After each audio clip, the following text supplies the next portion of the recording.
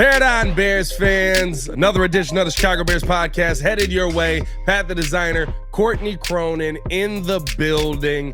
Gotta sit here and talk about some of the things that we heard yesterday at the press conference. Nothing crazy really from Justin Fields, but he says he's not worried about his future right now. He's just putting his faith in God and going out there and playing. Also on today's podcast, special guest, former Detroit Lion Glover Quin will join the show, and we will break down eye on the enemy on this Detroit Lions team that we just saw 3 weeks ago. Can we go out there and finally get a win versus, I'd say, a tougher divisional opponent, right? That's what the Vikings win feels a little shysty, but a win is a win. Courtney, as always, how are you? Welcome into the show. Yeah, it's teams back to work. They're healthy right now. I thought the injury report yesterday was a good indication that they're going to be more or less at full strength going into the Detroit game, which is not something you could say about the last time this team played Detroit with Fields coming off the thumb injury. We didn't know how he was going to look. Of course, Deontay Foreman was dealing with the ankle injury, which he ended up re-injuring in Detroit, but he was on yesterday with an illness, but he was still a full participant. So backfield's healthy. Obviously the quarterback's healthy. Most of the offense is healthy. And on the back end of the defense, Tyreek Stevenson full go yesterday. So that's a great sign for this group. It's good to see this team moving in the right direction. Make sure that you guys hit that like button, subscribe to the page, leave that 5-star review. Y'all know what to do. You already jumped into the injury report. Love that. Even good to see Noah Sewell limited yesterday because he's been out for a while. So seeing guys get back in, this Bears team starting to get healthy, possibly at the right time with 5 games left. We heard yesterday from Justin Fields that he doesn't really pay attention to the outside noise. My favorite part is he goes, y'all been killing me since I got here. Like, this is nothing new. But when you heard Justin's comments yesterday, what were your thoughts on kind of just where the quarterback's mindset is heading into these next 5 weeks and kind of maybe what his expectation for himself is? Well, this is not the first time that he's talked big picture and philosophically about his outlook. We heard very similar comments from him after the week 3 loss at Kansas City. But this is the first time that he had uttered the words, whether I'm here next year or somewhere else. Yeah. And that, of course, is going to raise some eyebrows, but it truly speaks to the fact that he understands what this business is. He understands the position his team is in, next year sitting on the number 1 overall pick. But also, I tend to think that that's him realizing, hey, I can't press these final 5 games because I'm only going to end up hurting myself in the end. Either way, I've got a future in the NFL, whether it's with the Bears or whether it's with another team. Yeah. And he's right. I mean, either way, if he's here next year, if he's traded somewhere else because the Bears go out and use that number 1 overall pick on Caleb Williams, Fields will have a chance to continue his NFL career. And maybe for him, a fresh start, all the circumstances considered with this coaching staff, with his growth in this offense. I mean, he's been, consistently inconsistent throughout his Bears career. Some of that on him, some of that, on the circumstances for which he's in. And maybe a fresh start would be good for him. But this is who Justin Fields is every single time we see him at the podium. He's level-headed. He understands what is being asked of him anytime he has to make public-facing comments. And I thought he handled himself really well with that. I thought it was a nice dose of perspective that he understands. He can't view, oh my gosh, I need to do everything possible to keep my job here over the final 5 games, because it's a situation and a decision that ultimately will be out of his control. Same thing with the coaching staff, more or less. Matt Eberflus, we talked all big picture stuff with him yesterday about the patience and starting to see the team turn the tide a little bit, but also realizing that these final 5 games, if the front office, if ownership, if Kevin Warren has something in mind about who they want leading the team next year from a head coach and quarterback perspective, it might not matter what happens with Matt Eberflus and Justin Fields and what they do over these final 5 games. But for them personally, and when it pertains to Fields, he's got to just show he can be a consistent, build consistently on what he's done since he came back against Detroit, had a great game for 54 minutes, and then leading a 2-minute drive, leading a game-winning drive at the end of the Minnesota game, despite this offense not scoring off turnovers. There's a lot of positive for him to build on, and that's what I took away from it. Big picture, looking at his circumstances and what it means for his future. I think you also have to have a conversation too on, right, he's limited. I think he's limited as maybe as a QB, if you want to say that, but he's limited to whatever his play caller calls. And I don't think that he's a good enough quarterback just yet. Not to say he can't get there, but to say, okay, whatever Luke calls, I'm going to make whatever adjustment I need to make this a play that works for me. And so I think because of that, he understands over the next 5 weeks, right? If we have another, we're throwing 16 screens game, I'm throwing 16 screens, right? Like this is the game plan that coaches put in place. He's somebody to me that just trusts his coaches implicitly, maybe or to a fault. It maybe is a better word there. And so I think that, right, he understands as much as these next 5 weeks can be, we're airing it out, we're throwing it downfield, I'm getting to show what I can actually do. They can also be the flip side of this. And so with both of those situations in place, I mean, it's almost like I'm on the mercy of the court. Whatever Kevin Warren decides, whatever Ryan Poles decides, it's going to be based on whatever we put out there. And you bring up a good point, because I do like, this is something that needs to be talked about when we talk about the game plan, what quarterbacks are expected to execute, and the ones who can just all of a sudden just change and kind of go rogue and do their own thing. Very few quarterbacks have the freedom and flexibility to have carte blanche at the line of scrimmage where they can, it's just like, even like great quarterbacks, like you can't just divert from the game plan. So the idea that's out there is, oh man, like another conservative game plan. Why can't Fields work around it? Why can't he do something else? Yeah. Sometimes there's not an option to do something else within a specific play, and he has to carry out what's being asked of him, because that all in that moment, obviously you have options on plays. You have a run option sometimes if it, that's why the RPOs are so important. That's why, all of the read option stuff that he had in Detroit the first time, like that's why for a quarterback who has a dual threat skill set like him, that's what the Bears need to see coming into this Lions game and then throughout the remaining 4 games after that. But the idea that there was there's something that he could have done differently in terms of what was executed in the game plan against Minnesota, I think that's just a fallacy. I don't believe that to be the case, because that is what Luke Getsy designed to beat the blitz. And did it work? Not really, because when you think about the effectiveness, were they moving the ball? Yeah, but they still weren't scoring off turnovers. There still were, some critical fumbles in the fourth quarter. And until that final drive where the Vikings decided to drop 8, like they just didn't really have much of a chance to do much else based on what the game plan was. So, I mean, that's going to be a question for Luke Getsy this week about how, because the opponent's going to be different. You're not going to be facing as aggressive and complex of a blitz scheme with the Lions defense, which is kind of going in the wrong direction. Like something that we can definitely get into with Glover, because they're not in a great situation themselves right now, but it's going to be a completely different look from what the Bears saw against the Vikings 2 weeks ago. And, when it pertains to the quarterback, he has to do what he's asked of, because otherwise, there's 10 other guys he's responsible for offensively. So the idea that like Justin Fields can all of a sudden just change everything that's going on and do something that like he sees as a better fit, like I think that's not just like a not smart view of the situation, considering the confines of what he's being asked to do offensively at times. And it is right. That's the difference in, you have to have that relationship, right? Like I think people think that everything's mad.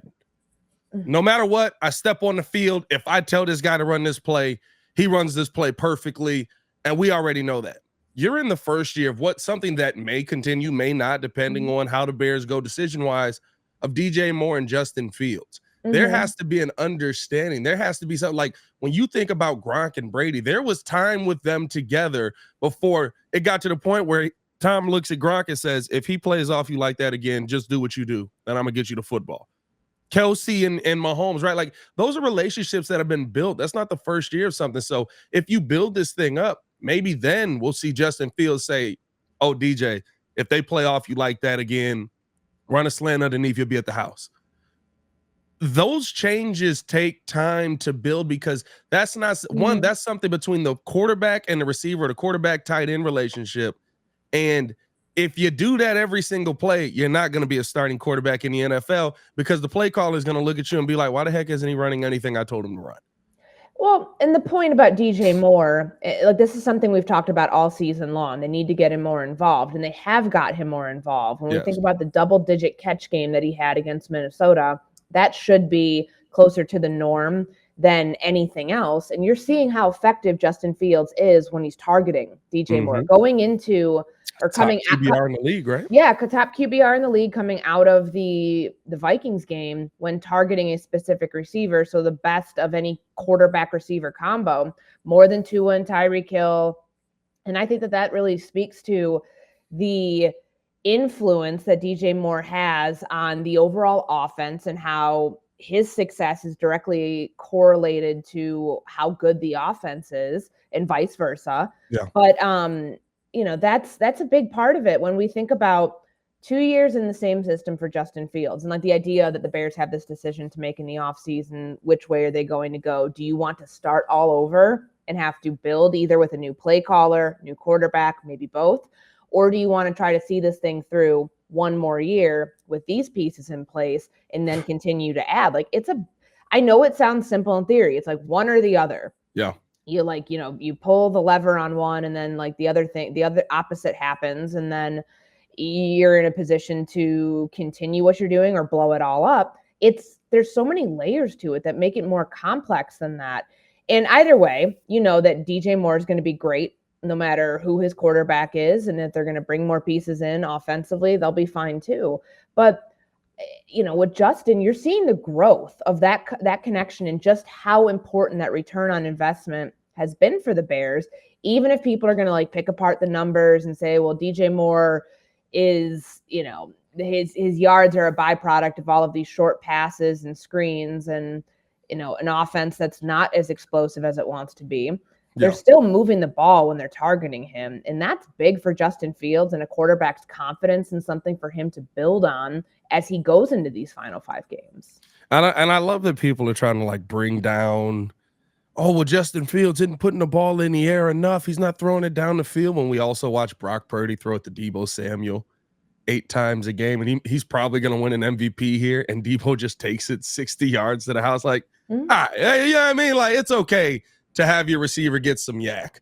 Let me ask you this question, Courtney, because the one part that I've kind of found interesting is the last couple of times we've heard Flus talk about the offense. He's talked about how after the Vikings performance, he's looking to see more of those explosive plays. Yeah. He's looking to see this offense be an offense that attacks. Is that a shot directly at Luke Getsy, basically saying you got to put the ball in the air? You can't sit here and throw 16 screen passes in a game plan? Or is that just kind of coach talk again? We're at the podium. What am I supposed to say?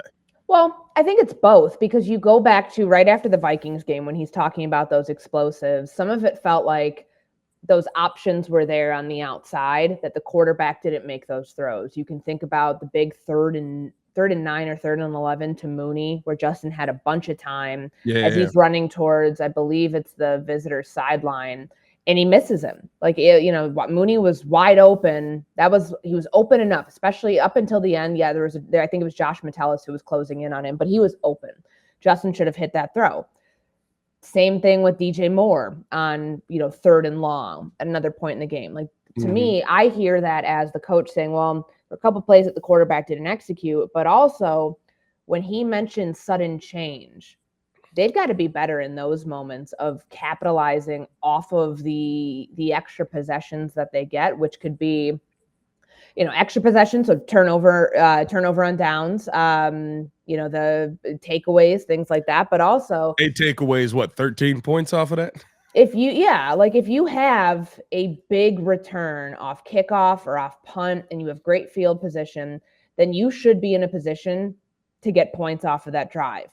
Obviously, you want touchdowns. Sometimes they're going to have to settle for field goals, but it has to be better than what it's been the last 2 weeks because that's not how it's just like it's wasted possessions. Yeah. And to me, when I heard Matt Eberflus talk about that yesterday, that didn't sound like a shot at the offensive coordinator. It didn't sound like a shot directly at the quarterback. It sounded like an execution, the issue. Like the offense has to be better in these situations, which means blocking.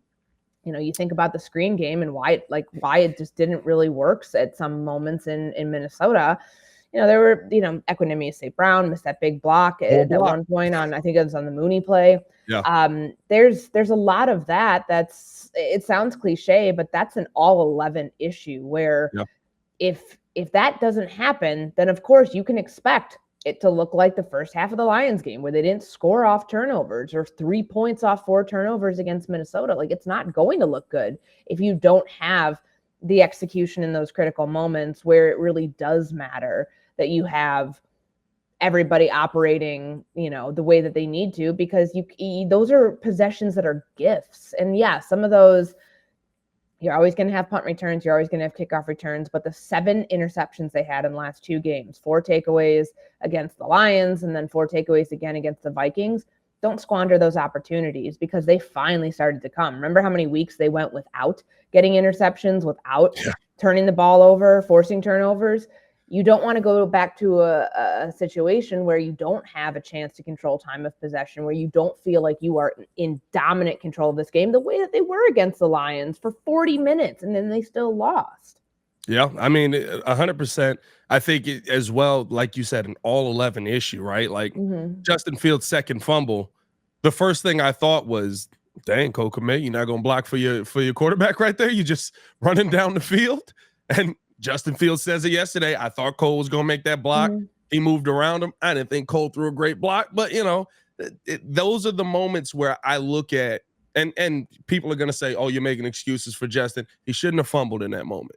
But I thought Cole Kmet was going to make that block. If EQ St. Brown does make that block, we're talking about Justin Fields having a great day because that's now over a 300-yard day because Darnell Mooney had nothing but daylight. So I do see what you mean when you say all 11 are a part of the problem here. It's not just a Justin Fields, Luke Getsy type of issue.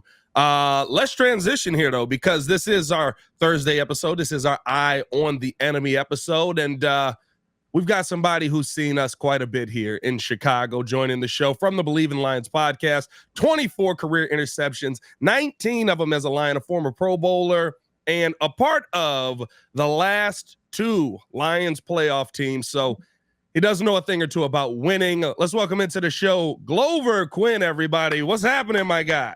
Hi, what's up, man? How y'all doing? Yeah, see, he got the sure mic. EO, you was worried about this guy's a professional, brother. He's got the mic on point, perfect camera. This guy knows what he's doing, man. What's going on with you, Glover? Uh-oh, did he freeze? Oh boy, I gave him too much props. You hyped him up. He's got all the, he's got the equipment, and then his internet failed. I mean, it happens. I mean, your internet was failing the other day, and I had to, talk about sudden change. Like all of a sudden you're here and then you're gone and then you're here again. So I'm just trying to, keep talking until we get your internet figured out. So, it happens. It happens. That's how it goes. Sometimes it happens like that. We're going to try to get Glover back in here. Let's see. And there we go. We got him. There we go. The internet hated on you, bro. I hyped you up too much. Man, what happened right there? Yeah, you got call Xfinity, bro. You can call Xfinity out on that way. Well, Glover, welcome to the show. We appreciate you tuning in with us. I mean, listen, huge matchup here. Bears, Lions, huge matchup for us. I think even a huge matchup for you guys as well, because that first game versus the Lions, it felt like the Bears kind of exposed that Lions defense a little bit, and teams have been taking advantage of them since that game. Packers come out of it with a win using a little bit, not a lot less mobility, but a little bit of mobility from Jordan Love and a good blocking scheme. And of course, the comeback that we saw from the New Orleans Saints that I thought they were going in the wrong direction that entire second half. What is happening now to this Detroit Lions defense that we've seen it kind of start to go the other way? I think they've struggled really with mobile quarterbacks all year. Going back to week 2 when they played against Seattle, And when I say mobile, I don't mean mobile as in quarterbacks looking to run for touchdowns. It's just quarterbacks just staying alive in the pocket. When you look back at when we played the Bears, Justin Fields didn't run around like he was trying to go and score touchdowns, but he stayed alive in the pocket. He moved around. He made timely scrambles when he needed to, but moving around in the pocket, allowing his wide receivers to get open, and the Lions not being able to get good pass rush. They're not being able to stick to guys in coverage, and that's hurt those guys. And then you saw it, they were able to come back against Chicago, but they couldn't do it against Green Bay. And you have a bad loss on Thanksgiving, which Green Bay's playing pretty good right now. But you would expect them to win that game at home on Thanksgiving. And so then you go back and you look at, Sunday against the Saints. It's kind of the same thing. Taysom Hill made some plays, turnovers led to opportunities for the Saints to have, a chance to get back into the game. And, the secondary hasn't played well the last couple of weeks. I can't recall a play that they've made. I mean, I know Brian Branch had the interception on the opening play of Sunday's game, but just over the course of the game, you haven't seen timely plays, pass breakups, things like that to really affect the game. And so I just think they just haven't really been playing well. And I'm hoping that it's just kind of like I don't want to say mid-season, but kind of like a third quarter season slump. Yeah. That, maybe you need to go through right now so that you can get things in line so that when you do get into late December, January, into the playoffs, that, you're kind of clicking on all cylinders. Yeah, they're 24th in turnovers. They have 14 this year. So it does feel like there's been this regression of sorts. And I wanted to ask you from your perspective, when you were part of those two playoff teams, 14 and 16, the course of the season, nothing's going to be perfect at all times. Like, did you guys go through that as a defense at any point? And how do they get out of it? How do they become more opportunistic? Because the Bears had that same situation where they weren't getting the takeaways up until the Detroit game where they come away with 4. It's pretty bleak the first, 10, 11 weeks of the season. How does a defense capitalize on that and actually become more opportunistic, especially on the back end? Well, you gotta emphasize turnovers and stuff like that every single day. In some games you're gonna get them, some games you're not. But when opportunity presents itself, you got to take advantage of it. And, you just got to play consistently. You got to have a good pass rush every time. If you can't control the game up front with your pass rush, it puts a lot of pressure on the defense because now you have to do different blitzes or things like that to try to get pressure on the quarterback. And when you do those things, you're taking guys out of coverage. You're putting DBs in situations where it may not be the best playmaking situation.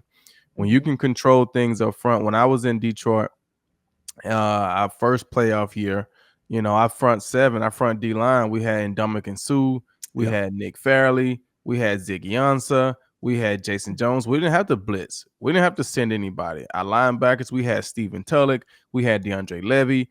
We didn't have to do anything with the secondary to get pressure on the quarterback and to cover underneath routes. Like, those guys were good in that regard. So from a secondary standpoint, it was really all about, hey, what's our run support on the outside, safeties, let's converge on the ball on things that may squirt through up the middle. But we're trying to catch interceptions. We're looking to make plays on the ball. And if you look at that year, I think I had 7 that year. I think James Hannibal had 4 that year. I think Slade had a few that year. Rasheen, that's what we were doing. We wasn't worrying about the run or this or that because those guys were taking care of all that stuff. And so when you have situations like that as a defense, the guys who are on there to make plays on the ball, because let's be honest, the D-line is there to make plays on the quarterback. The linebackers are there to make plays on the running backs and some tight ends in the run game. And the secondary is really there to catch the interceptions. And I know linebackers, it happens every now and then, but that's really what it is, right? I mean, I literally used to tell those guys, like, don't send me on the blitz. Like, let the other guy take the blitz. They pay me to catch the interceptions. Like, they don't pay me to get sacks. That's not gonna bump my pay grade. I end the season with 4 sacks. Like, okay, you know what I'm saying? Let me catch 4 or 5 interceptions. And so when you have that mentality, that's what you're focused on. That's what you're trying to do. And when you can just focus on that and not have to worry about, okay, man, quarterback's gonna be running all over the place, or we're gonna plaster, we're gonna do all those things. It just makes it difficult because when we used to play against Aaron Rodgers when he was in his younger days and he's way more mobile. And people used to think that Aaron Rodgers was very difficult as a pocket passer, and he really wasn't a great pocket passer on time. If you look back at a lot of those plays, yeah, he might throw a quick slant here or there, or the little quick, screen out to the side.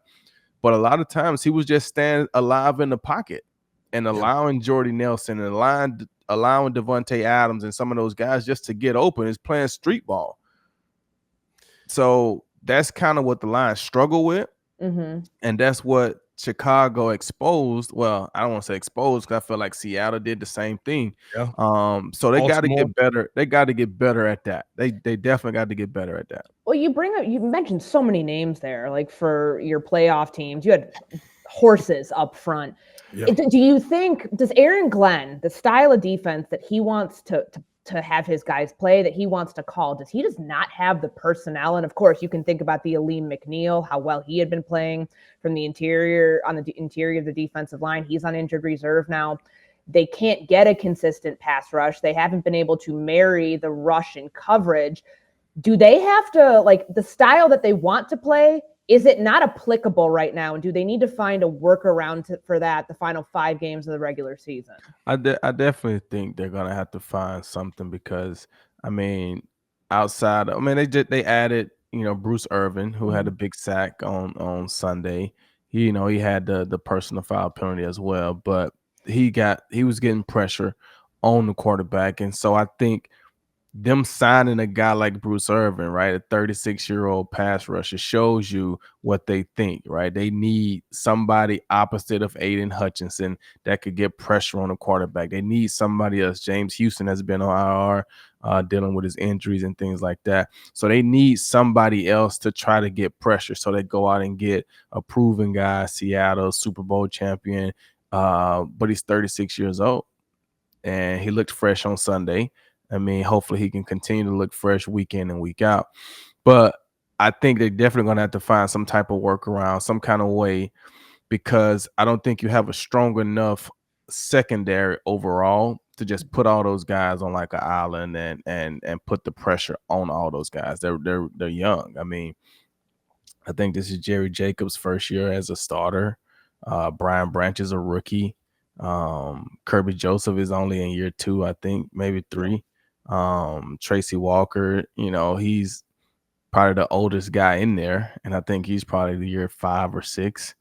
Cam Sutton, I think he's a 5-year guy, but I don't know how much he really played in Pittsburgh. So I just think they're a younger secondary, and you can't put that much pressure on those guys like that. You look at the linebackers, Alex Anzalone was out last week. Those guys are young with Jack Campbell in there. He's a rookie.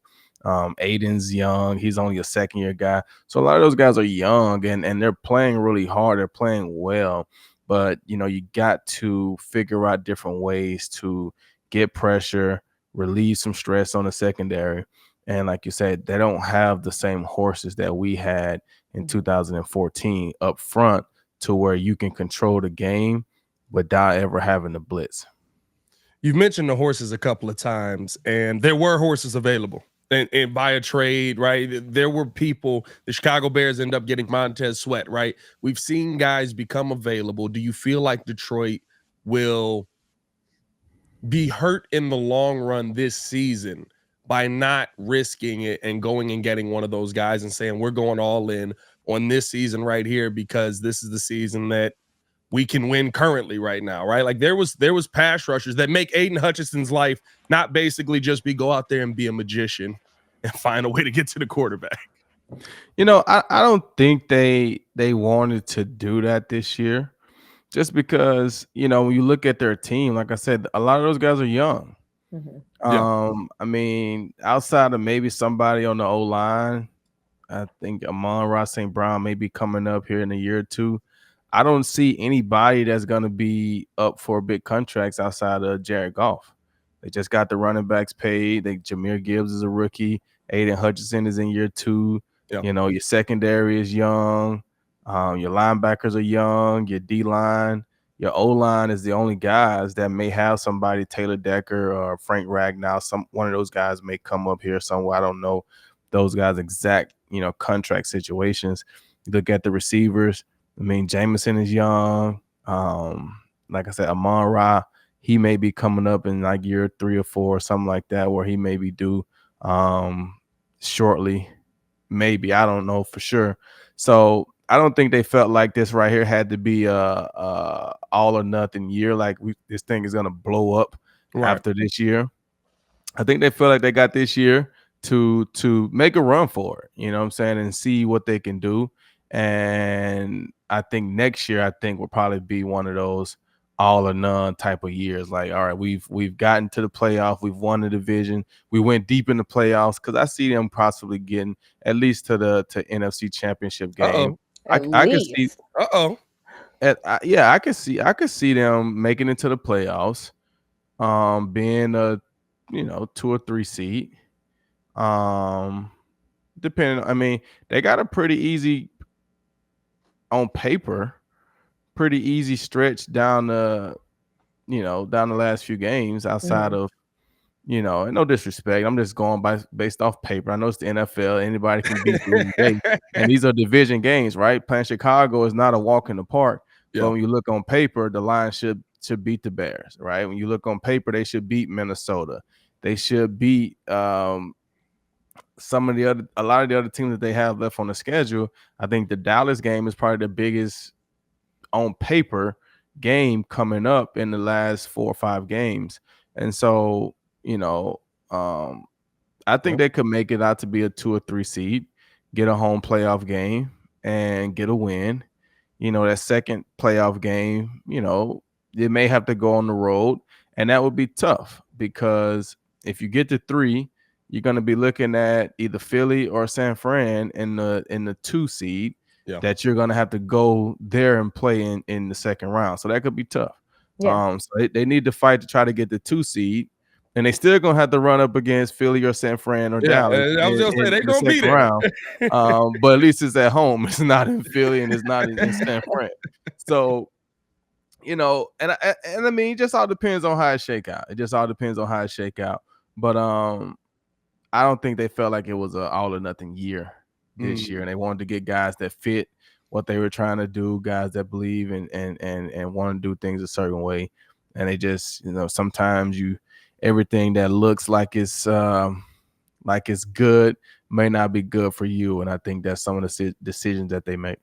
Well, this ain't crazy when you think about where you're setting the bar right now for this team. NFC Championship. This is a group that hasn't been to the playoffs since 2016. You were on that team. And for them to be on the cusp of a 10-win season at week 14 and building towards this, when you kind of forecast the entire NFC, when you think about that Dallas game, I mean, that's a big proving ground for Dallas too, because, unlike most of their opponents, Detroit has a winning record. To get to this point where they are on the brink of a double-digit win season, something that has not happened in Detroit all that often in the last 7-8 years, what's the magnitude and significance of that? I think it's huge. I think it's a big deal. I think I probably was a part of the last 10-win season. Yeah, and the 11-win one in 2014? Yeah. I think 2014. Mm-hmm. I think it's a huge deal. You know what I'm saying? It's a huge deal because, creating winning habits and creating a winning environment is a huge thing. And when you do stuff like that and you create a winning environment, you create winning habits, it's attractive to free agents and people that, can help you continue to win over a long period of time, right? You look at New England, those guys won over a long period of time. Obviously, they had Tom Brady, but the culture there, people felt like, you know what? I can deal with the whatever from the Patriot way and Belichick and all that stuff because we're going to have an opportunity to win a Super Bowl. Yeah. And they felt that year in and year out. So free agents, they can, they could take it for a year to try to win a Super Bowl. Now that the Patriots aren't winning and the Patriot way isn't, we're going to see how many big time free agents you're going to see going that way because they're still trying to do the Patriot way, but they're not winning and going to the Super Bowls.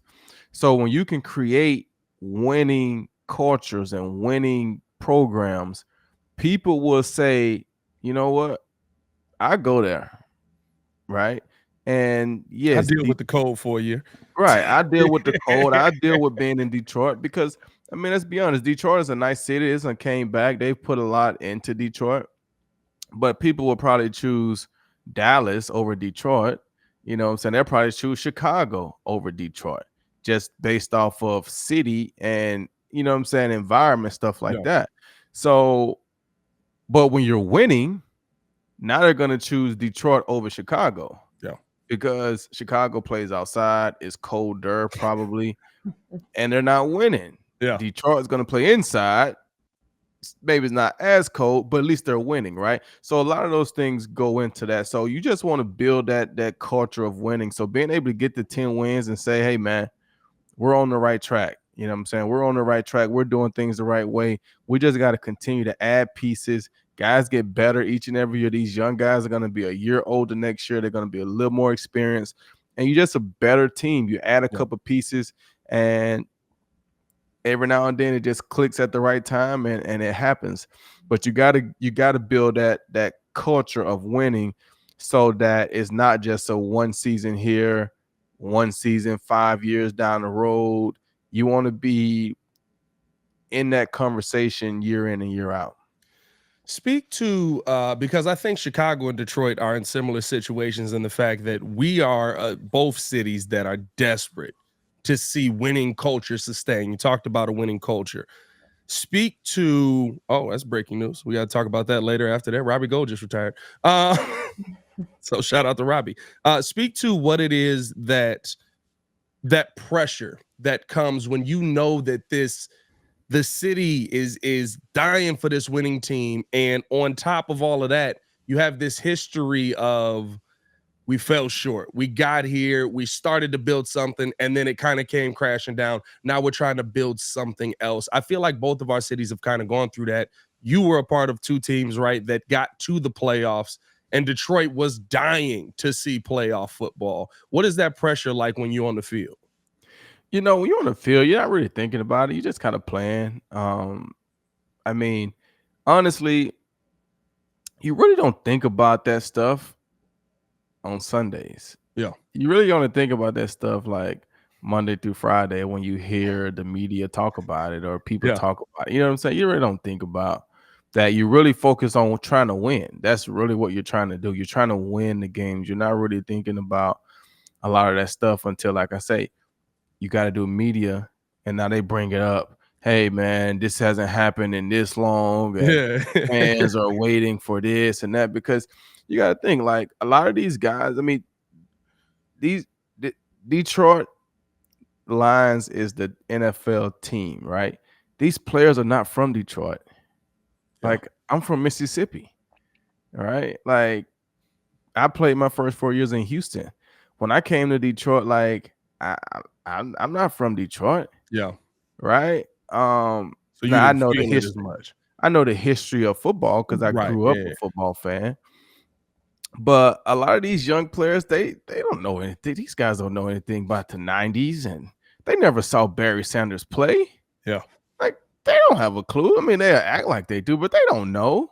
Right. So they don't know the years really of you know, suffering or whatever that the Lions fans have dealt with. They're just coming in and they're trying to win. And yeah, you hear things, you try to change the culture and create winning ways, but you don't really feel the pressure of the fans or the city. You really feel the pressure of the organization just trying to win. You know what I'm saying? You just want to win. in my opinion. So when I was playing there, you know, we were trying to do something special. You know what I'm saying? We were trying to do something special. We felt like we had the right group. Just didn't work out that way. Had a heck of a receiver, a heck of a quarterback, heck of a receiver, heck of a defense. There was a lot of turmoil when I saw Ndamukong Suh walk through the door, dog. You know? Man, Suh was a monster, man. I can't lie. He was probably, you know, I would have to say probably one of the most dominant D linemen that I played with. And the reason why I would say that is because I caught him probably in his like prime years. Yeah. Right. When I played with JJ Watt, he was young. I played with JJ Watt his rookie year and his second year. So when I played with Suh was in like, you know, Suh came in 2010. I came to Detroit in 2013. So Suh was in like year 4, you know, 5. He was ready to go. Like he was in his prime years when I was there. So he was probably one of the most dominant. Yes, JJ became probably more dominant, but he wasn't that when I was there. Yeah. I wanted to ask you about Justin Fields because we brought him up a little bit ago, and we know what he did the last time that he played the Lions. 3 straight games, actually, of 100-plus rushing yards. So very clearly that's an area that Detroit's defense needs to hone in on this week. But he talked yesterday, and of course, he's kind of caught in the middle right now of a team that's trying to follow the Detroit trajectory of building towards a winning culture, and he may or may not be here next year. How, from what you've seen from him, you know, as a football fan, as somebody who follows this stuff closely, and somebody who's played in the league for a long time, what do you think his NFL future is? Because I know that he falls into that category of the Lamar Jackson, where you've got about 2 guys in the league who can do what they do as well as they do. Lamar and Justin, it's nobody else. But like, where do you think, like, what is next for him as far as him getting better as a quarterback, whether it's in Chicago or whether it's somewhere else next year? Well, the thing I think about quarterbacks is the best quarterbacks are going to thrive on a good team and stability.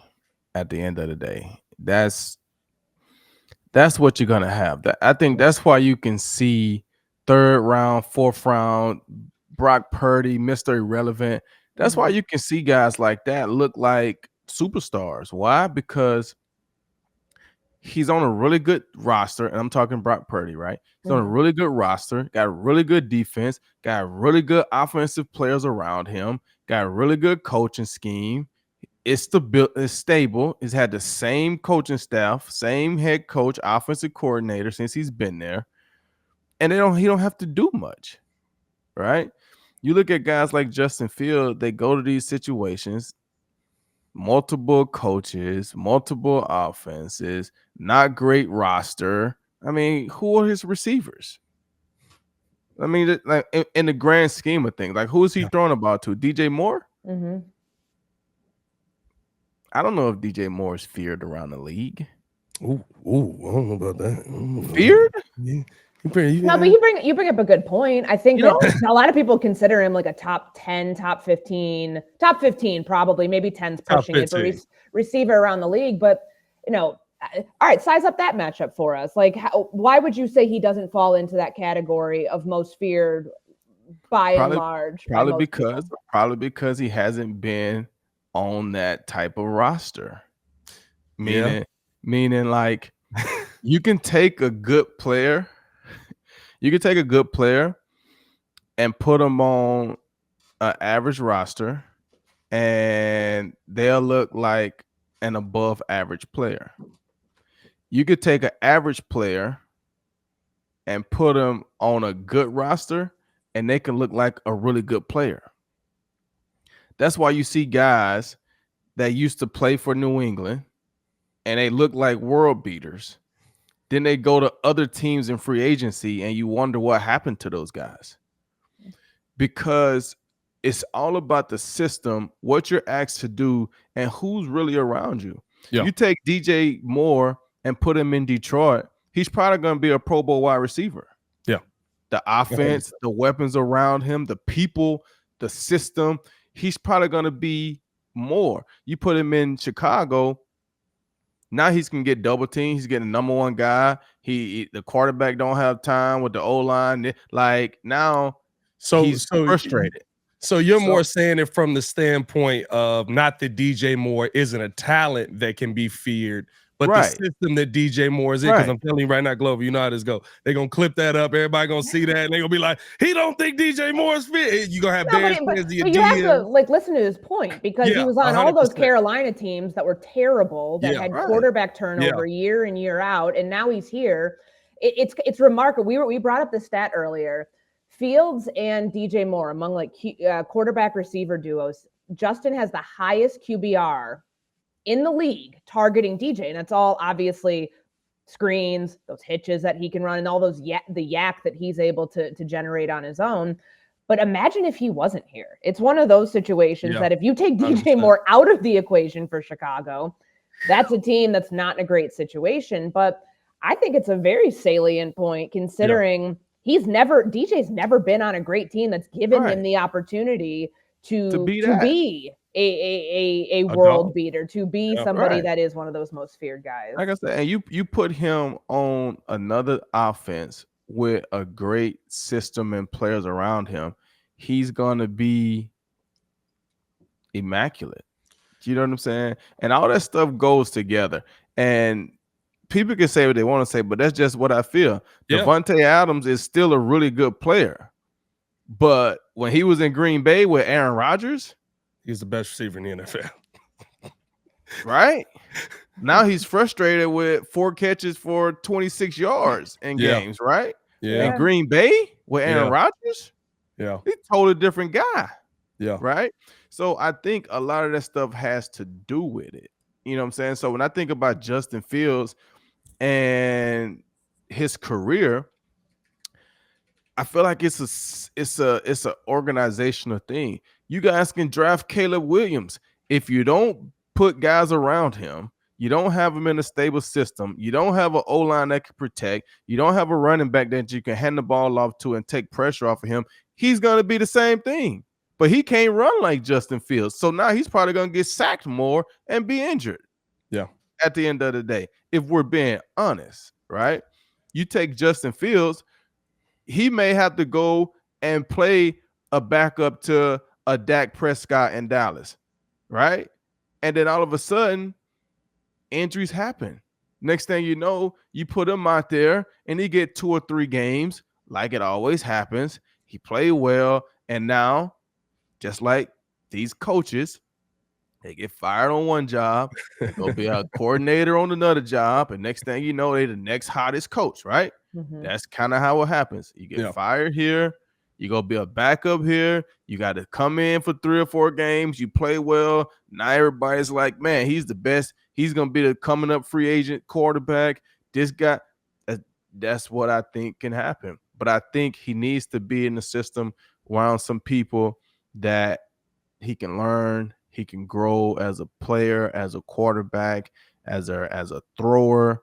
You know, and I think if you look at the evolution of Lamar Jackson, like I feel like Lamar Jackson came in the league, he wanted to be a quarterback. They wanted him to be a wide receiver. They were so mad. I think he came in as a runner first, a passer second. But over the years, he's been the same coaches, right? I think now he's developed him to more of a passer first, run as needed.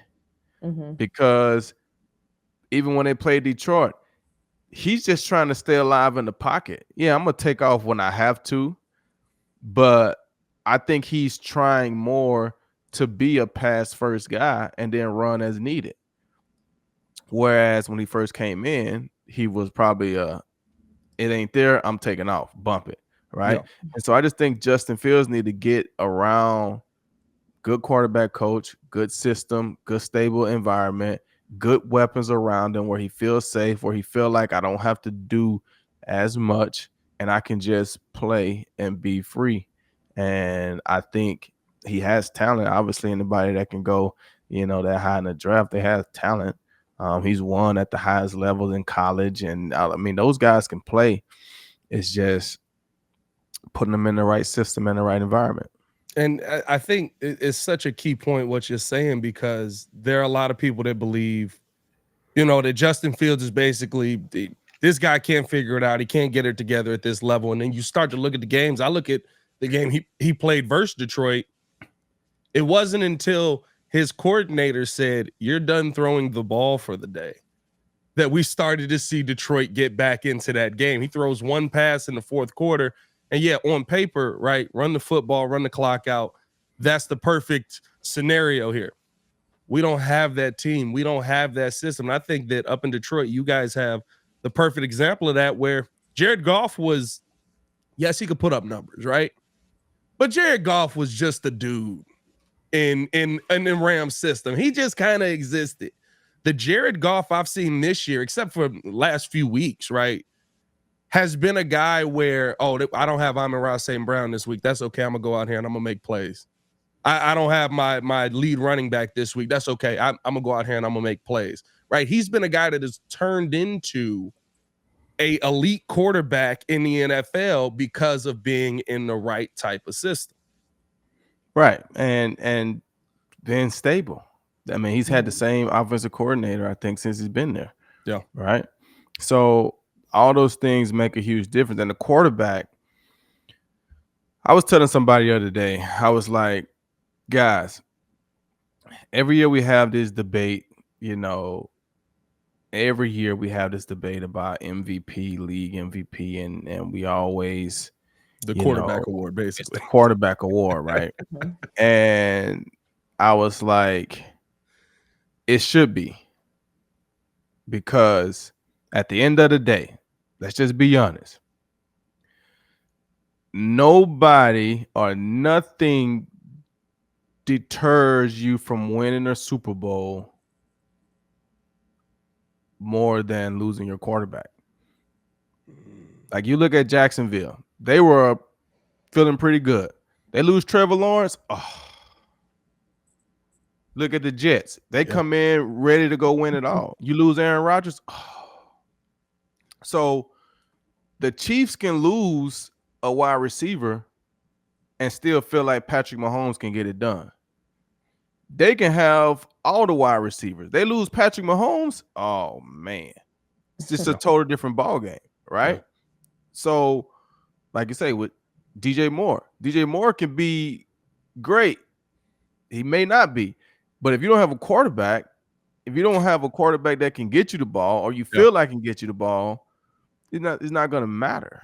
You know what I'm saying? It's just not going to matter. And so Jared Goff, like you say, in the Rams, he had a lot of guys around him. He just really was just a guy. Just, he was the starting quarterback and probably was the fourth most popular on the offense, right? Yeah. I mean, you really think about the guys that they had out there. You come to Detroit, now you've been put in a situation where you're the guy, you're the leader. You've had a chance to develop as a leader in that system for the last 3 years. Now you're comfortable in that system. You're comfortable in Detroit, right? I think he needs to be more vocal. It was something I saw that came out yesterday that I said on our podcast, on the Believe in Lions podcast, that I think he needs to be more vocal. I think his team, like the laws that the Lions go through, like your quarterback can't allow those things to continue to happen, right? Mm-hmm. Like we always see Tom Brady blowing up on the sideline, or,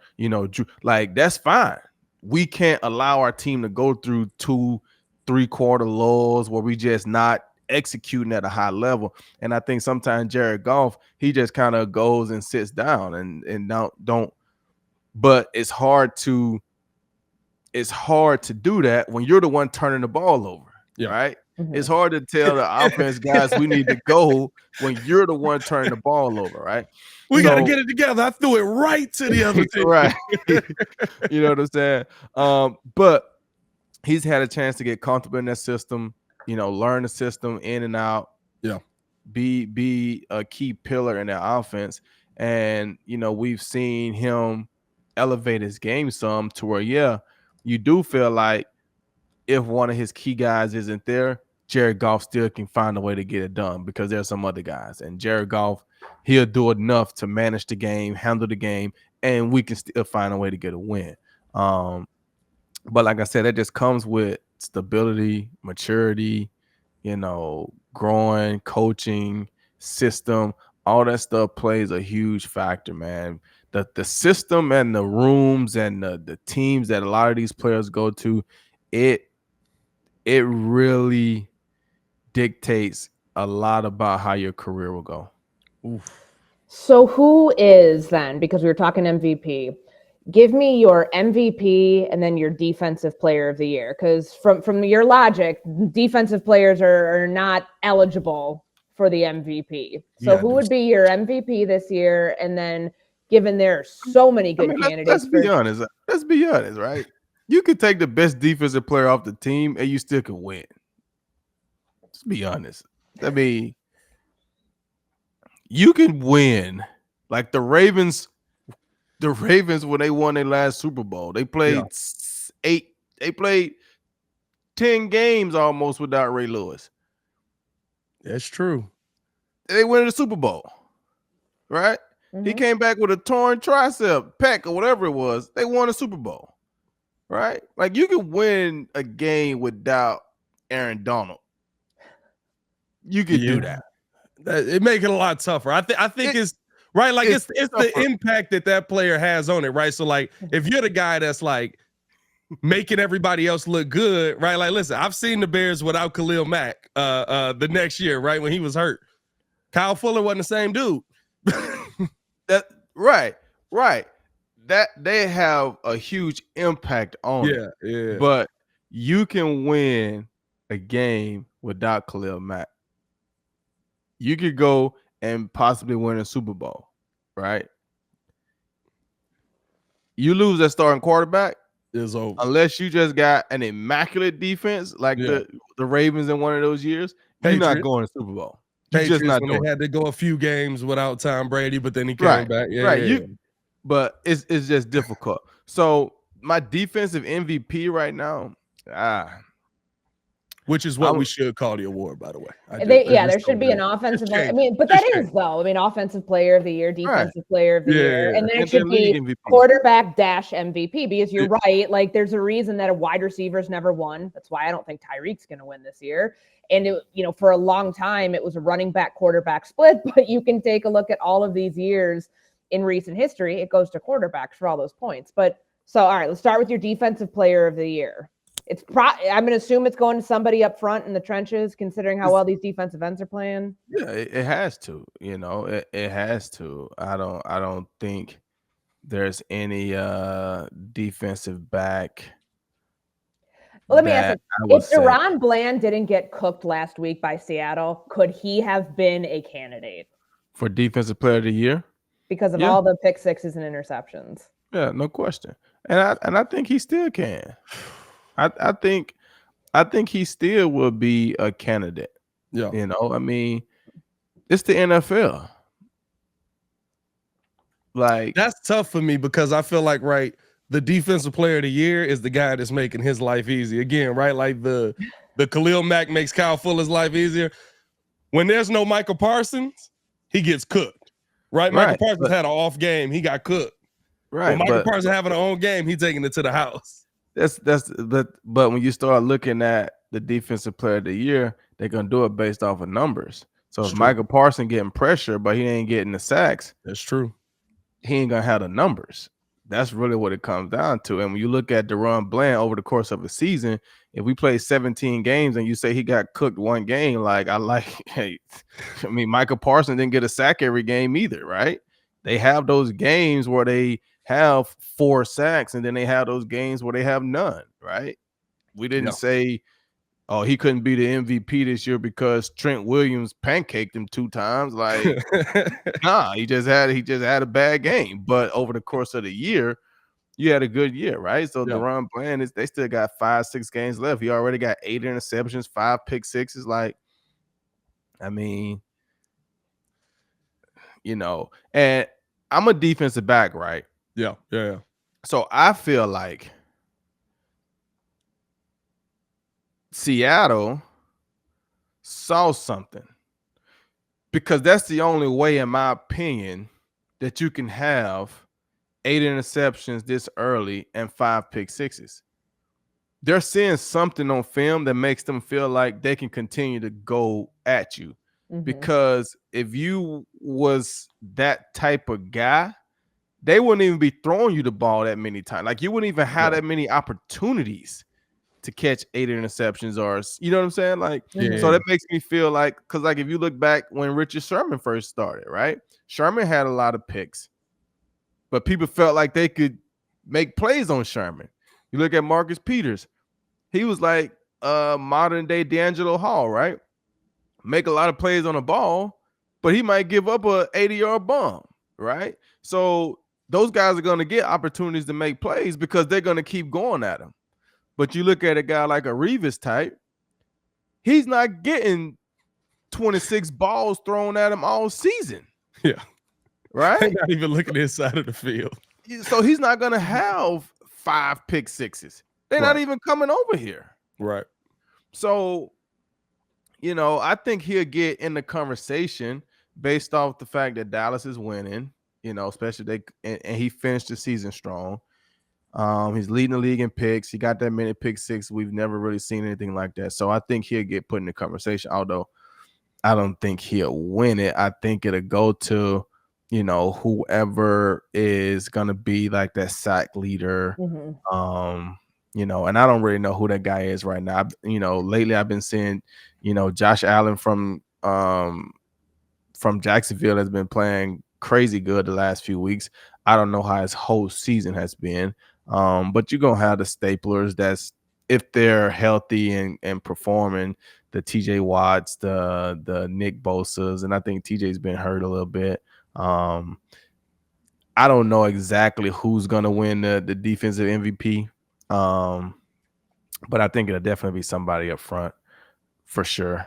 You know, they control the game. Right now, I forgot about this last game. Right now, it would be Khalil Mack, 15 sacks on the season. So Khalil, and that's another thing, right? Khalil Mack is having a great season. Imagine if he was having that season for Dallas Cowboys or for San Francisco. Well, he beat the MVP. We wouldn't be having this conversation. We know who it is. Right. He'd be the MVP. Who's your MVP overall this season right now? Overall right now, I probably will have to go with, it's tough, man. Oof.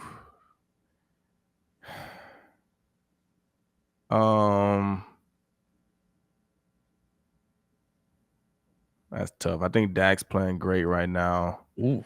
All right, I like that. But it's hard for me to say it's the MVP, right? It's not a bad bet, though. I mean, it's not a bad bet. He and Brock Purdy I think, have the shortest odds. And see the thing, and I know I keep getting off because I be feeling so many different ways about this stuff. The thing about Brock Purdy that gets me is you go on a 3-game losing streak when Deebo Samuel was hurt. When Deebo come back, now y'all a totally different team. So now it makes me feel like I said, Brock Purdy is surrounded by a lot of good players. I can throw a screen pass to Deebo Samuel and he takes it 65 yards for a touchdown. You 100%. Take Deebo Samuel out the mix for 3 games and we lose 3 games. Same defense.